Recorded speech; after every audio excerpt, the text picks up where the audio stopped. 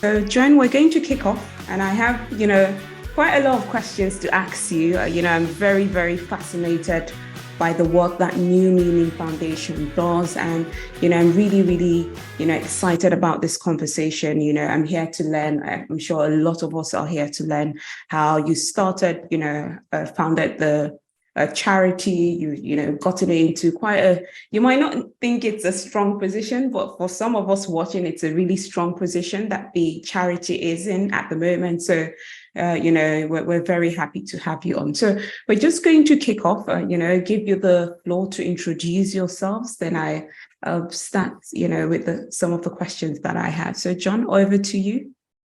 Okay, so New Meaning Foundation, for those who don't know, is a charity based in the UK, in Cambridge in particular, and it's part of a small collection of 3 businesses that were founded by the same 2 guys, myself and another chap named David Lett. And we have New Meaning Training, which offers vocational training to about 300 young people each year, one-to-one tutoring each week, and work experience for those who don't fit into academic education. And then we have New Meaning Construction, which builds low energy passive houses with some of the graduates of those training centres. And we have New Meaning Foundation, which is our charity, which has been running since 2012. The others have been running since 2006. And in the charity, we primarily build small modular homes, high-tech modern homes, but for single residents who have experienced homelessness. And that's one outcome. The other main outcome is that we are training young people primarily between 14 and 25 years of age in construction skills and also in functional skills, so English, maths, IT, and employability, with the aim, again, these are people who have not fitted into the traditional education pathway. For whatever reason, sometimes they have offended, sometimes they've become addicts, sometimes they've had difficulties with their mental health, this kind of thing. And so we're proud to say we helped a lot of these people to find their way in life and to find their way into employment. So those are our prime activities. That's probably enough of an introduction, I guess. Is it, Winifred? Yes, it is. It's a fantastic introduction. So thank you, John. I think moving on, just from the introduction, what I really sort of picked up there is giving an opportunity to people that would struggle in the sort of conventional academic setting. I think it's very important because, to be honest, not everyone fits into the academic setting. Some people find it a bit boring. Some people find it overwhelming. And it's always good to have alternatives, you see, where if you don't do too well here, there's somewhere else you might be able to do better. So, it's very helpful to know that there's an option there for people to consider. So I think now we move into sort of the proper conversation here. And really my first question is, along the line, so let's go back to the early days and thinking, did you ever, see yourself in this path that on this path that you are on now? Were there any strong influences, probably in your early days that sort of made you, at some point decide to go through this, go to this path in life? I wouldn't say influences in my early life that helped me to find where I am now, but lots of influences in our lives help us to shape where we end up, don't they? And I think my main early influence would have been my father. In common with most boys, my father would have been my hero, really. He died when I was quite young, but he achieved a lot. He was the general manager of the Westinghouse brake and signal company in the UK. He was the town mayor where I lived in Wiltshire. He was a councillor at all kinds of levels, and he was the constituency party chairman in our area for the Liberal Party. So we happened to live in a marginal seat, marginal constituency. So every time there was an election when I was a small boy, my dad would put the ribbons on his car and go up and meet the party leader at the top of the road, who usually arrived in a helicopter. So it was all very exciting. But yeah, he did a lot of stuff, and was a good guy. I don't think anyone had a bad word to say about him, which is, I guess, quite rare. And then thinking about other influences, probably the church minister would have been one, who was a big support when my father did die, actually. And then really, in terms of work, I think probably my first boss, who was a chap called Jerry Caldicott. And in a corporate environment, which was probably fairly backstabby, fairly macho male culture, really, sadly, talking early 80s. He was a fairly unconventionally caring man in an uncaring kind of setup. And in his spare time, he managed a housing community for people who had no money. So there's a sort of kind of a coincidence there, I suppose. But yeah, those would be my main influences, I think, early on. But not so much ringing with what we do now, but just good guys in the background, really. Okay, good. And that's quite, interesting. I think, your dad really set a very tall order for you and probably your siblings to live up to. Very high expectations were set there. So I think it's very impressive. I consider myself to be a daddy's girl. So, as soon as you said that, I lit up, and I do really understand the very important role that fathers do play in the role of their children, especially, when they go on to really achieve so well for themselves. And, that is a very, very strong form of inspiration for the children as well. So thank you for being open and sharing that with us. Now, as we sort of go into the New Meaning Foundation itself, and while I've done my research on the company and sort of had conversations with you as well, I've sort of concluded that the core pillars of New Meaning Foundation are the charitable work it does, the vocational, sort of economic empowerment through vocational training and sustainability as well, because that is a core aspect of the homes that are built using sustainable materials and things like that. Now, with that in mind, and sort of looking at New Meaning Foundation, in terms of setting up New Meaning Foundation, when it was set up, did you and your co-founder always have the intention to cater and support those that were struggling, to get their lives together, whether, they were people that were homeless or people that are not doing well in a certain conventional setting? Was that always the aim when the charity was set up? When we originally started, we were two former business guys who came from different backgrounds and had been sort of conventionally successful, I suppose.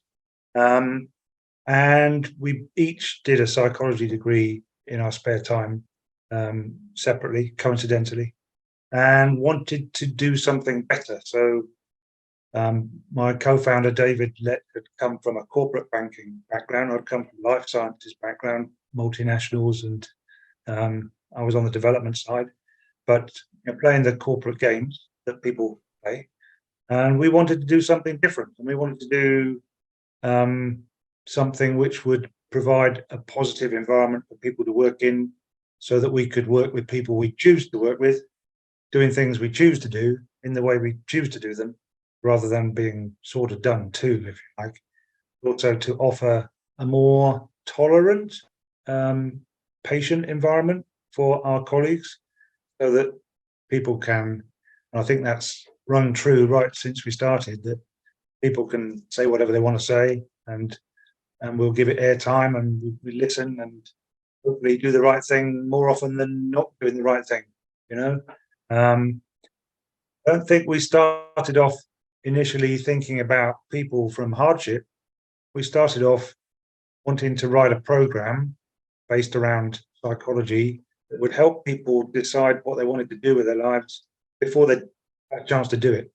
So how do you make decisions, especially as a young person, about what you're going to do with your direction before you've got life experience of any of that sort of stuff?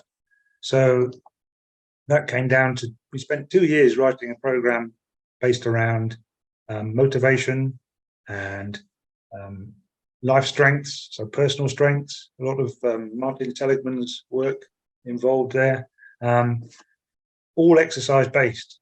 So the people that came on this program would discover their strengths and envisage the future in a way which related to their own experience. It sounds a bit difficult to explain without actually running the program, to be fair. And that then got referred into schools for behavior change and attitude change specifically, usually with badly behaving children or minorities within schools. And then we got referred into secure training centres, prisons for young people. And then we got referred into some prisons for not so young people. And then we found ourselves working with people in poorer communities around the country.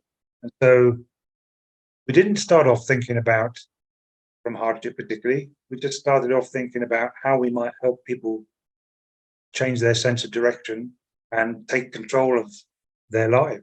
I think that stemmed a lot from, I'd been running programs for people being made redundant in mergers and acquisitions. And I think it sort of grew a little bit out of that, and a little bit out of David's, my co-founder's desire to talk about the meaning in life.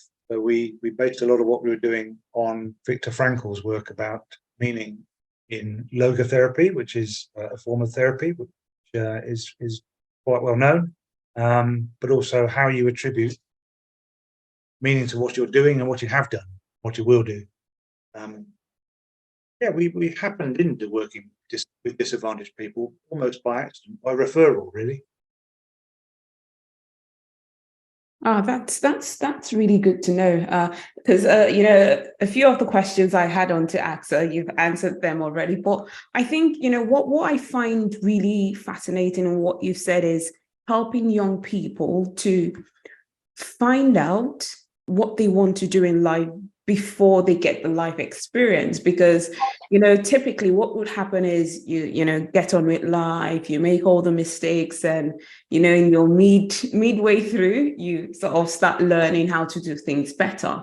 But I think it's quite helpful to provide that guidance very early on, which I think a lot of young people lack, whether not just in the UK, globally, that sort of young guidance on how to make the right decision, so that you don't spend too much time doing things that you'd end up regretting. So I think that was very helpful. Now you mentioned the psychology program. Is it available for, say, if people in the audience want to sort of get on the psychology program you and your co-founders set up? Is it still available? Not so much. It was available as a CPD program for teachers for a number of years. I don't think it will still be around on that portal. That would have been probably 2008, 2009 sort of time. So we have some of these things available, but they're not actually online at the moment, for example. Okay. So we can give people some stuff if they want to get in touch with us. Okay, no problem. I'll let people know in the newsletter that I send out later on when the recording for this is ready.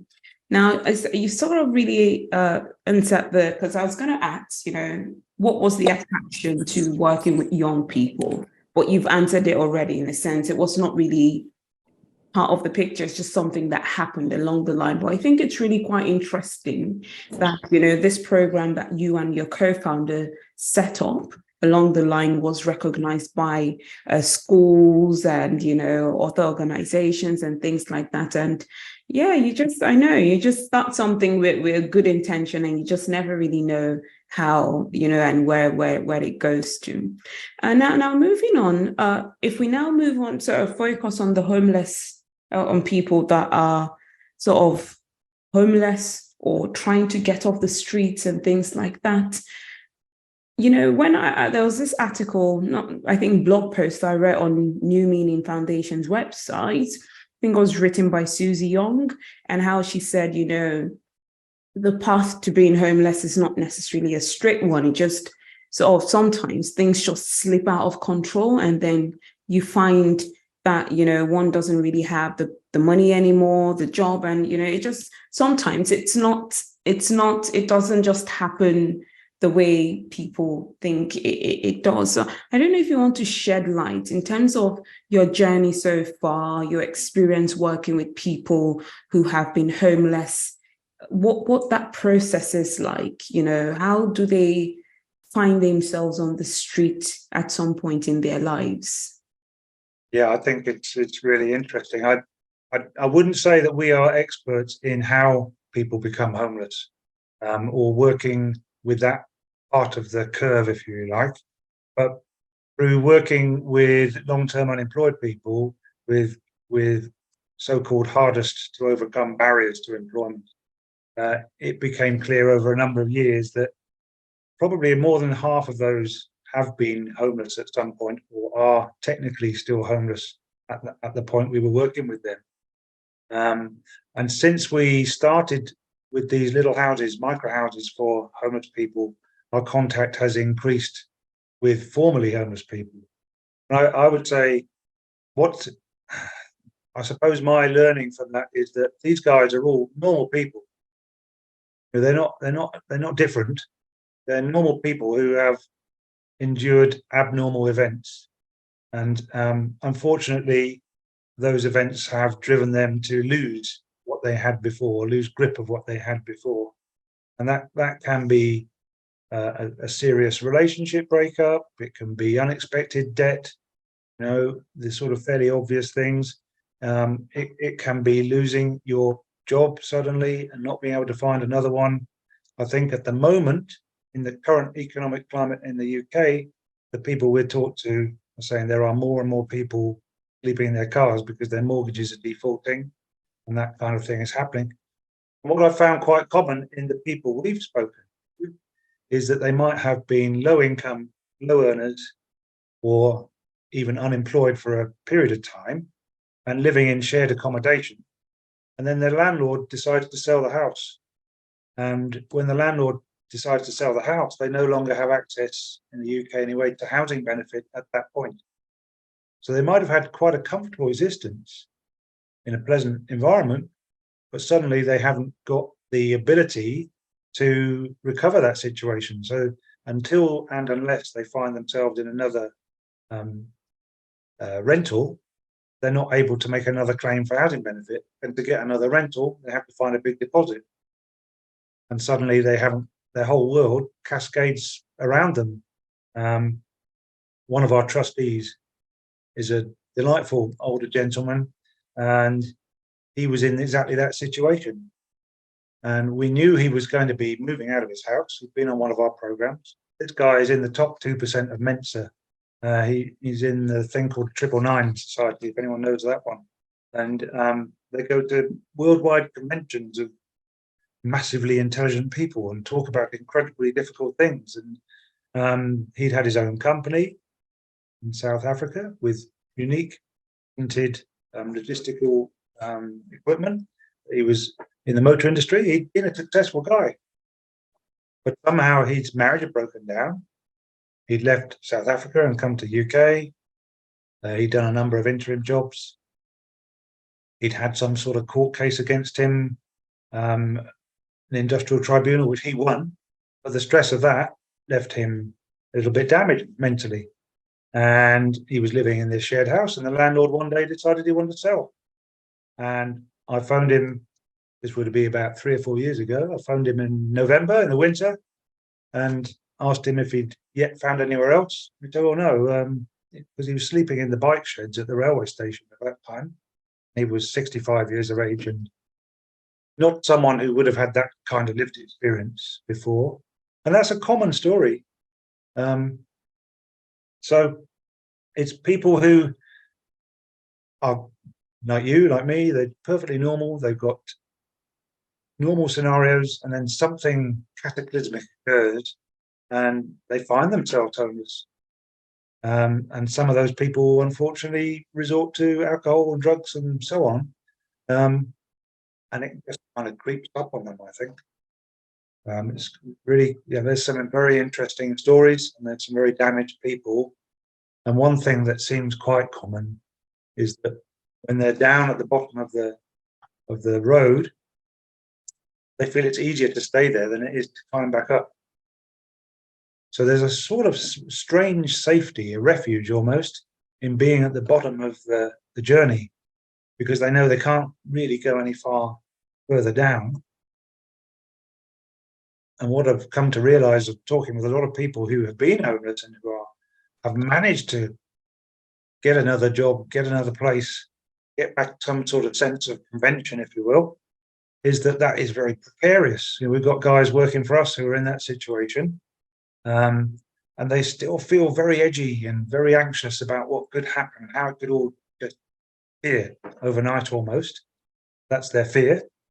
And it feels quite a tentative journey to struggle their way out of homelessness, to get some sense of normality. And I think it's a misconception that a lot of people have, that homeless people are taking advantage. I think there are some probably who are to an extent taking advantage of benefits and the rest of it. But there's an awful lot who are just so hurt that they find it really difficult to recapture any confidence in themselves.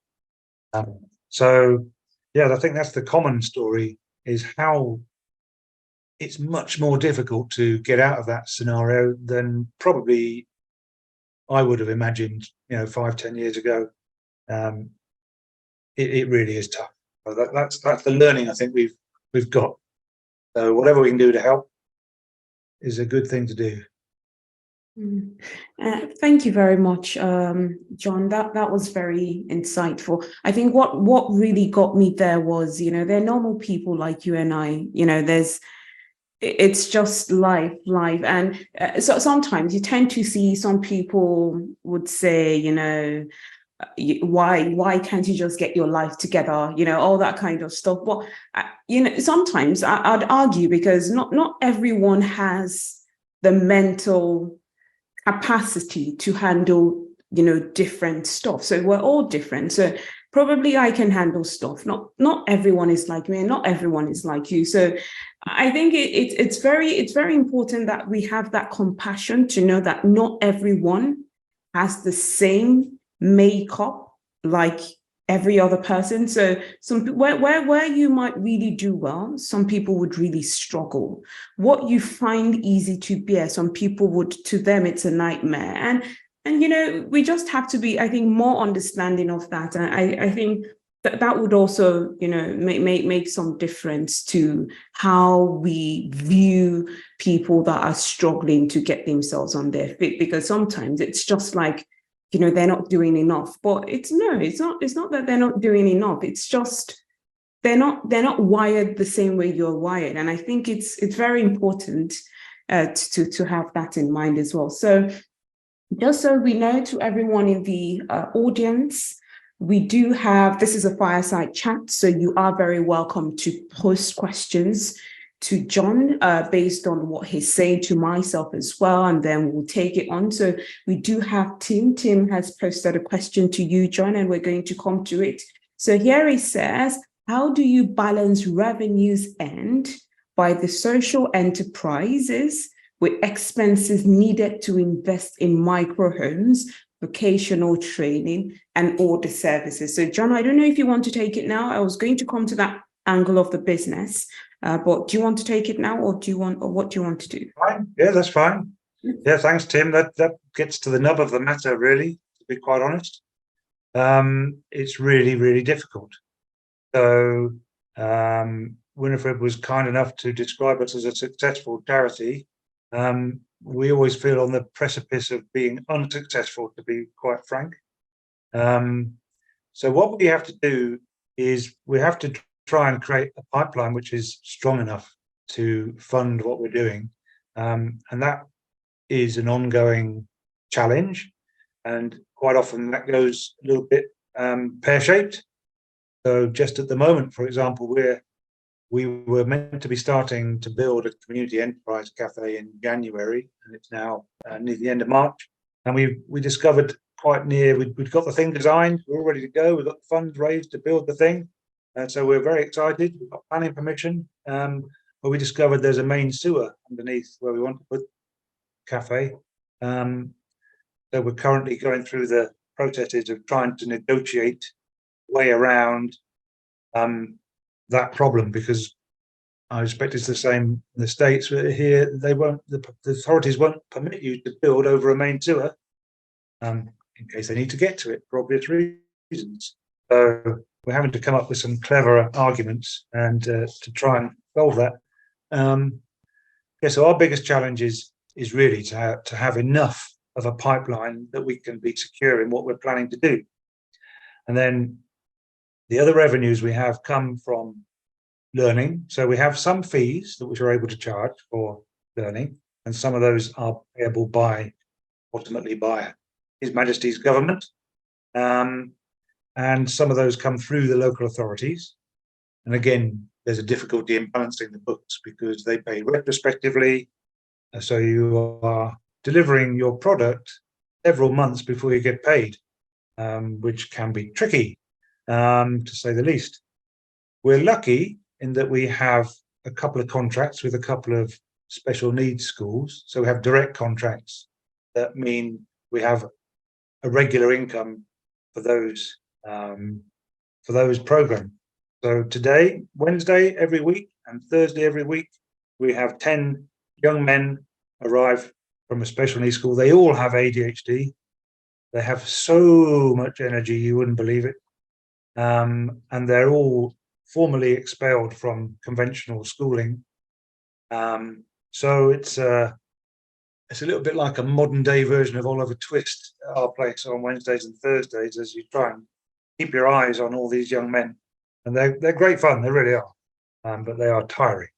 That provides us with a regular income stream. And then we're trying to diversify. So as we grow, we're trying to create different income opportunities. I mentioned the cafe, which we will manage once we've built it, assuming we get around this sewer issue. And we'll also have a food delivery service from that cafe, which all will be designed as a training model, similarly to the construction. So we'll be training people in customer services, front of house, catering, kitchen management, that sort of stuff. So offering opportunities to other ex-homeless and disadvantaged people in that way. And then we've started building what we call here garden studios. So they're effectively annexes to your house, built to the building reg standards. So you could get planning approval if you needed to. So they'll last as long as your house. So that's another string to our bow. So we are trying as hard as we can to create more opportunities to bridge the gaps. When we get a gap in our main pipeline of buildings, as we did last year for 6 months, we managed to sell some of these garden studios. We just about survived, took a small loan, but loans are very helpful from time to time. And yeah, I think we've extended our mortgage 3 times over the last 20 years, something like that. Needs must. But we're approaching, I think, the income level that we need and the pipeline that we need to create a sustainable business. And I'm hoping it will multiply then even more, so that it becomes less of a problem, less of a worry. But yeah, it's a good question, and it is absolutely the nub of the matter.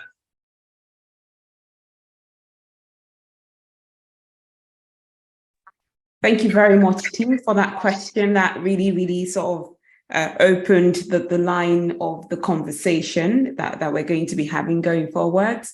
But yes, especially with charities, a lot of the challenges that small charities face is funding. It is a big issue, and especially like you said, when you have government contracts that are paid retrospectively, it doesn't balance the books, because you see, the income is coming in, say, 3 or 4 months after delivery of the work or training or whatever you've done.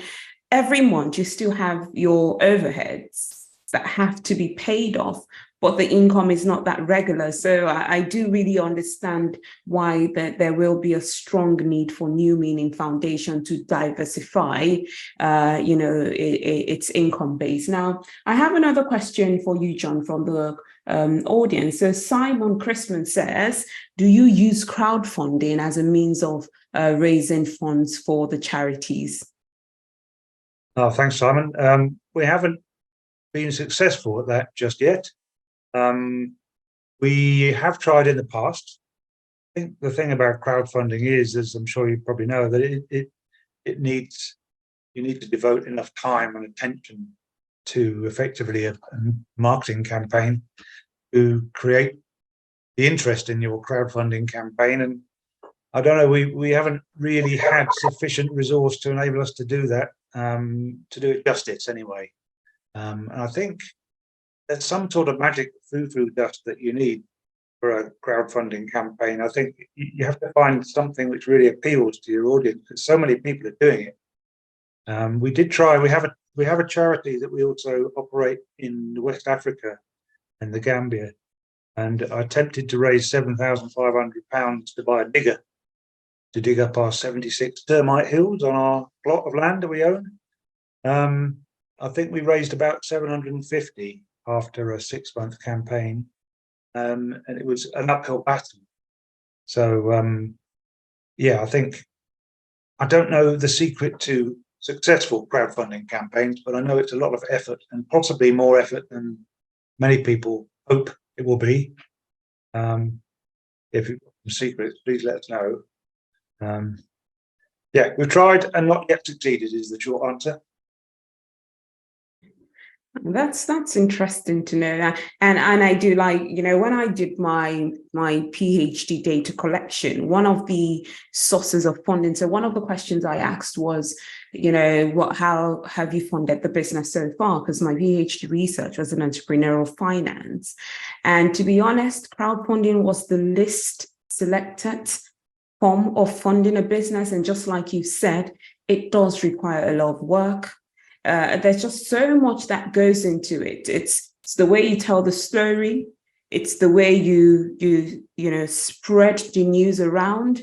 But I also think it also requires you to tap into your own contacts to get them moving. Because I recently know there's someone in the media industry that is starting something like a Netflix for sort of Black movies, so I think Black actors or something like that in London, and he started the crowdfunding campaign.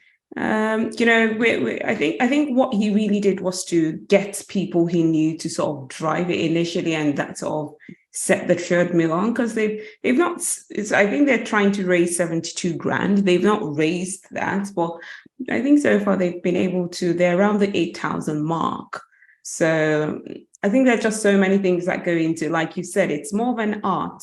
There are just so many things that you have to take into consideration. But so for anyone in the audience that is an expert in crowdfunding, you're very welcome to reach out to John. Your expertise in that area will be very helpful for New Meaning Foundation. Now, moving on, John, you have a co-founder, so it's not just you running New Meaning Foundation. You have a co-founder, and you guys have been running the business for a long time. Now, on Founders and Mentor, one thing we do advocate for is having a co-founder, because that way you have some complementary skills. So where you struggle, you have a co-founder that would help you out there. On Founders and Mentors, we also have a community called the Co-Founders Club. Now, but the thing is, I remember when I was chatting with an entrepreneur, and he said, finding a co-founder is more difficult than finding a life partner. And so my question to you is, you guys have been running New Meaning Foundation for some time now. How do you manage that relationship, that partnership between you and your co-founder? What is the secret so far that has kept you guys going together in the business? Don't know if there's a secret. I guess tolerance is one thing. So we're very different personalities. We've known each other 30 years, and then we started New Meaning in 2006. We'd already been working together for 3-4 years on consultancy projects. So yeah, I think we have our little fallouts, as everyone does, but on the whole, I think there is. He's the only guy that I can share everything with, and I'm the only guy that he can share everything with. And between us now, we've probably got something like 120 employees, something like that. And so there are a lot of ups and downs for sure. But if there's a secret, I don't know what the secret is. We talk, we listen, we give and take, and we give support when it counts. I think that's probably the main thing, is that when there's a real crucial issue, you're there for each other. We no longer talk about everything we do. We can go for a couple of weeks without speaking, but we will meet in person every 3 weeks for a couple of hours without an agenda and just meander about whatever happens. And I think we both find that very valuable. But I don't know if there's a secret other than keeping going, really, and wanting it to succeed. I think ultimately we both share the same underlying aim, which is to create something which is a little bit more friendly and a bit more tolerant in terms of a business environment than where we used to be. But also the main objective is to help people. So if we can't help each other, then that's a pretty poor show, isn't it, really? So yeah, I guess give and take. But I know I could phone him with any problem at any time, and he could phone me with any problem at any time, and we'll help each other out. And I think that's probably the important point. I've answered your question there. Yes, you have answered it very well, John. And I think some of the key things I've picked out from there is tolerance. It is very important. I think, these days we do lack that tolerance and that patience. And I also think, there's a friendship to the relationship that you and your co-founder have as well. And that also helps you guys get going. But it'll ultimately be, wanting to create a work environment where that is different to what you guys. So that in a sense, there is a bigger picture. There's a vision that the both of you share. And I think that also contributes. But thank you for sharing that. I think it's something I will take on too, as I work on projects and collaborate with people. And just so that we know, it's a fireside chat. So please, you're welcome to pop questions in the chat. Just so that we know as well, we do have giveaways for people specifically in the US. And that's a pack of snacks from Fully Charged, allergy-friendly snacks. That's sponsored by the William Factory Small Business Incubator. So please, if you are based in the USA, please put your name in the chat so that when we do go to do the giveaway, we have a separate giveaway for those in the States, because the snacks that will be given away cannot be shipped outside of the US, you see. So, and the Amazon voucher goes out to people that are not in the USA. So please, if you are based in the US, please put your name in the chat so that we can create a different giveaway spin for those in the States. Now, going back, John, to our conversation, now I just sort of going to delve a bit deeper into revenue for your business. So you said you're trying to, diversify the revenue streams for the business. I know that New Meaning Foundation is starting this cafe in Cambridge, where they hope to sort of do some food delivery and all that kind of stuff. And you've talked about all these other, you do have some steady, stable contracts where you're able to use to, get income for the business. In terms of that, now, when you have some time lags in income, so say income doesn't come in for some time and, their bills continue, so there's always those bills to pay. When you've found yourselves in those kinds of situations, how have you managed it? You and I think it's David Lett, that is the co-founder. Yeah, that's correct. That's Okay. correct. Good. So far, we've managed it by borrowing. Okay. So, and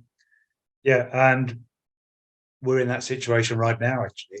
So we have borrowed not for New Meaning Foundation, but for New Meaning Construction, which is one of the other businesses, simply for working capital.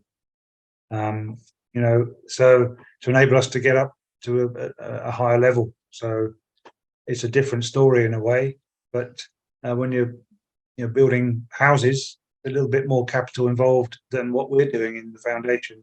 So we've had to borrow for that. And in the past, we've borrowed a couple of times. I'm not keen on that, but sometimes there's not a lot of option. What we have found ourselves in the foundation a couple of times is with an unexpected lag between projects. So there's no income for a few months. So we might find ourselves 50, 60, 80,000 pounds down, something like that, I suppose. I think our salary bill, would mean that, 2-3 months would be 60, 90, 100 grand down in pounds sterling. So that's not very nice because it quickly multiplies. So we're trying to get into a situation just now where we have some surpluses, or we have the potential to earn some surpluses from steady income. And so alongside the construction projects that we're doing, we also have some learning offers that we are able to deliver as well. So those are study programs really for young people who haven't done so well in school or in life, and they get a tutor one-to-one for some time each week, and we help them get to the sort of minimum level that you need to get into work here in the UK, and ideally help them to find work that they want to be doing. That's the plan, that's the idea. So these are kids that have a thing called the Education Health Care Plan, which is more support here in the UK. It means they have some funding attached to them, but they have some fairly intensive support needs usually. So it's a bit of a specialised area. It lends itself quite well to what we do in terms of psychological support and that kind of thing. So we're just getting going on that. But the good, from the business point of view, the strong thing that it brings you is a steady income for more than 1 year. So in an education world, quite often a lot of the work we do with supporting kids is on an annual cycle, but these education healthcare plans come with multiple years support for young people that are in some sort of real need or disability and so on. So we think that will work. Although, as I said, that's the situation where we get paid in arrears. So you have to get to the healthy sort of starting point, really. So we will get there. I'm sure we will. No, I believe you will, John. You will.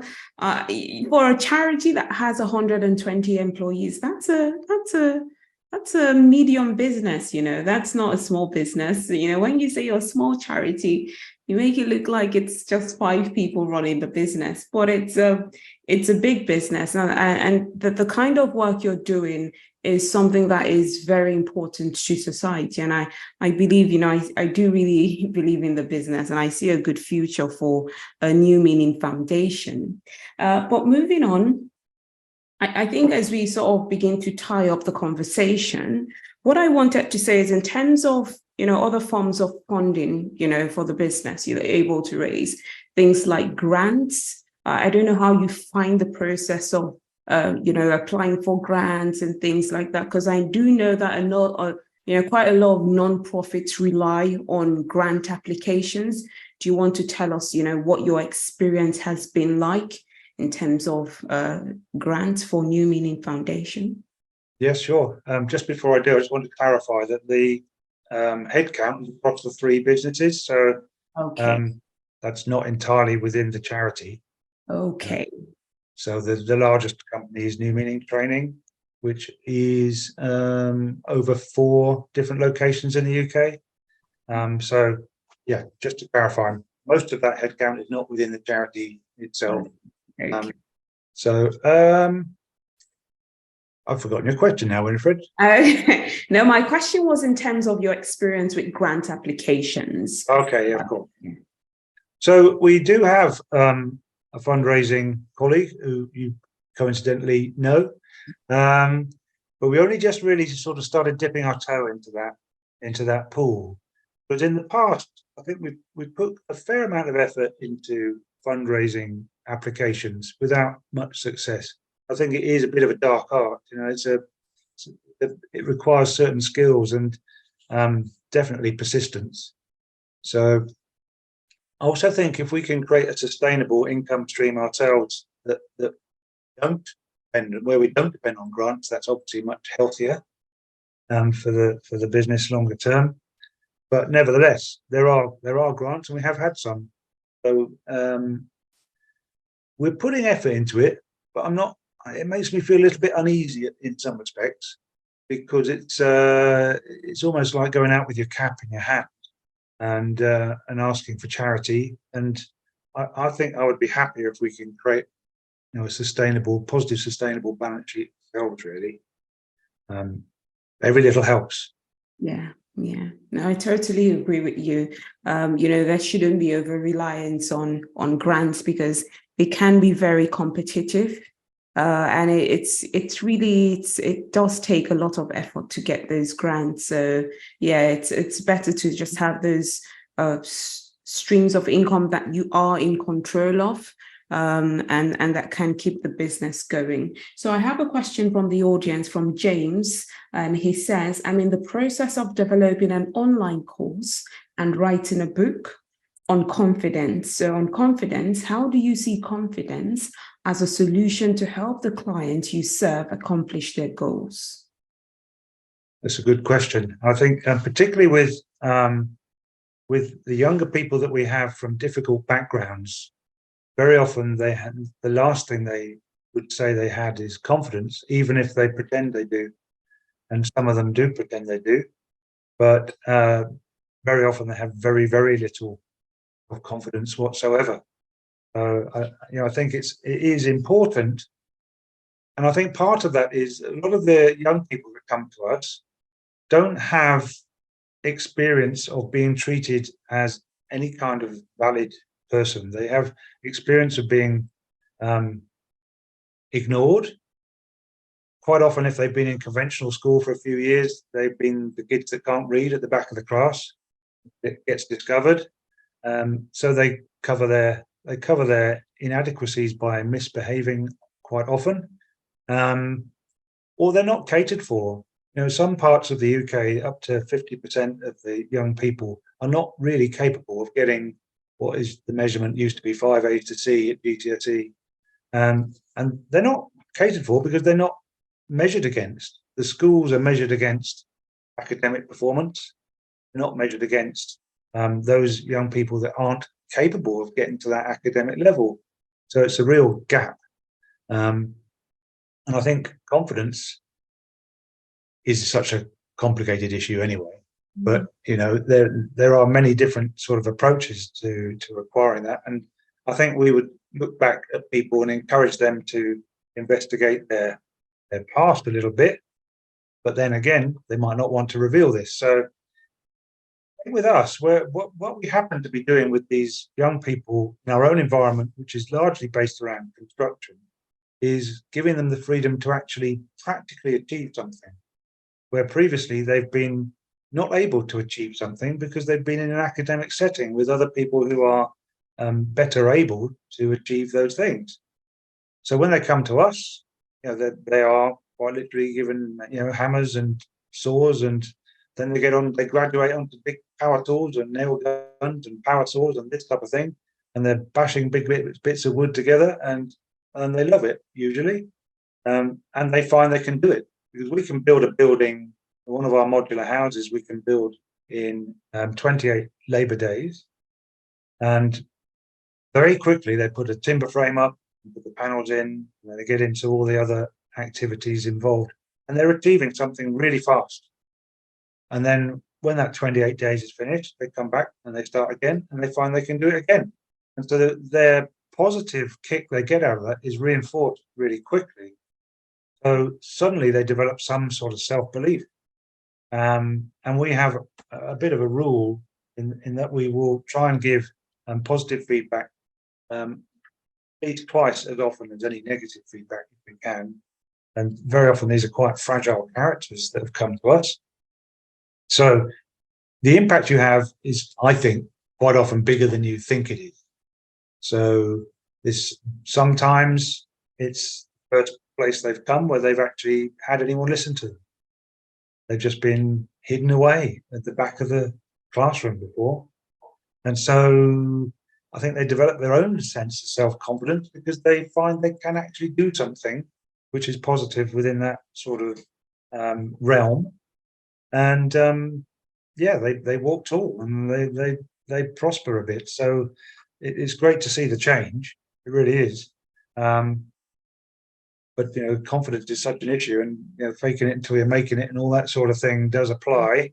Yeah. And they particularly, I'm going to say this, but I think it's not quite true. I was going to say they particularly enjoy when they come to see old John to talk about things like body language and non-verbal behaviour and varying your voice tonality and all these kind of tricks that I think Morabian came up with this originally. Stuff that does actually work, and they try it and they have a little joke, and they're all heavily emphasizing their words suddenly to make a bigger impact, that sort of stuff. But all this does actually work. And so I think confidence is a very difficult issue with young people anyway. Very often we've got them coming through adolescence when they're with us and they've been beaten back. But just being in an environment where they're able to achieve something, bash something around with a hammer, get a power saw involved, and even if they don't do it right, they have another go. Let them have another go. And we've all learned by making mistakes, so why shouldn't they learn by making mistakes? And most, not all, but most of the young people that come to us are not academic in any way, but they love discovering that they can do something kinesthetically. They can actually put something together and make it stick, and it then goes on to be a little house that someone lived in with a warranty. And they see them around the town and they're making a difference. So it's great for their confidence, really.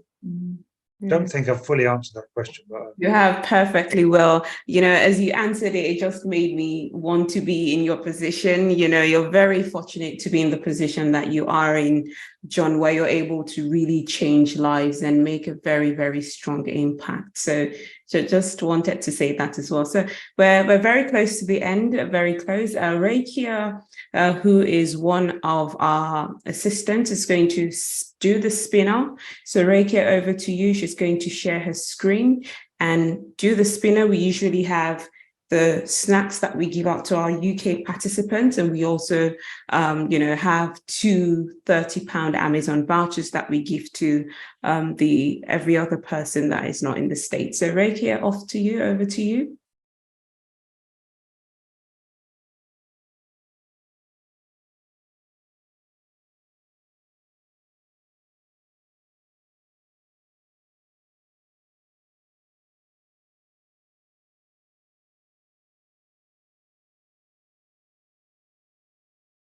So this is for the Americans. So we have two people, Nikki and James.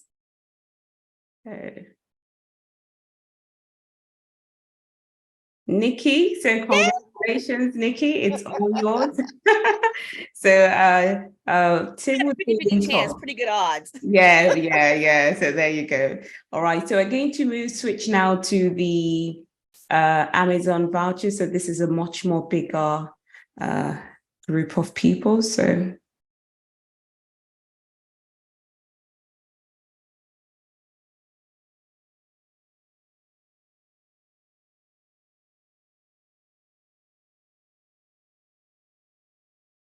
Reese. So Reese, if you could please put your email in the chat, that will be helpful, and I'll be in touch. Reese, if you could put your email in the chat, that will be helpful. Okay, the second one now.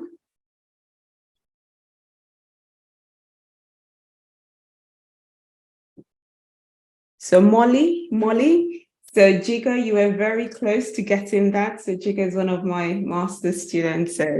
But Molly got it. So Molly, please put your email in the chat so that I can reach out to you later. So Reese and Molly, it'll be great if you could put your email in the chat. So John, again, just got a few minutes to go.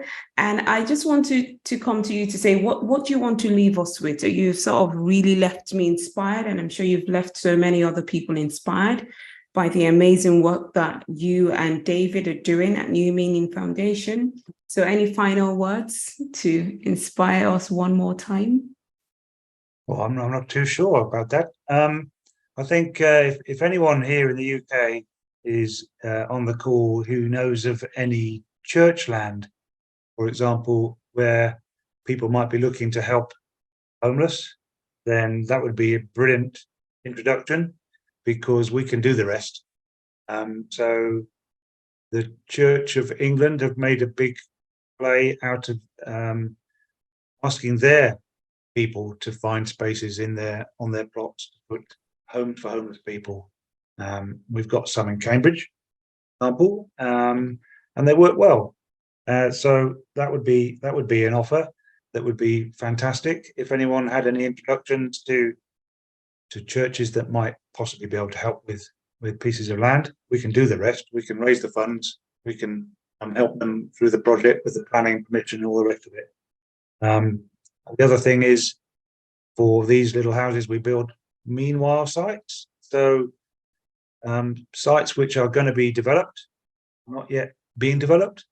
So we have, for example, the site I mentioned in Cambridge is going to be developed.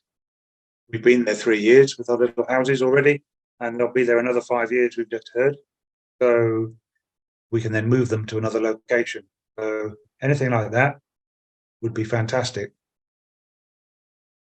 And I would just say thank you to everyone for your attention on the call. It's really kind of you to attend, and good luck with all the things you do.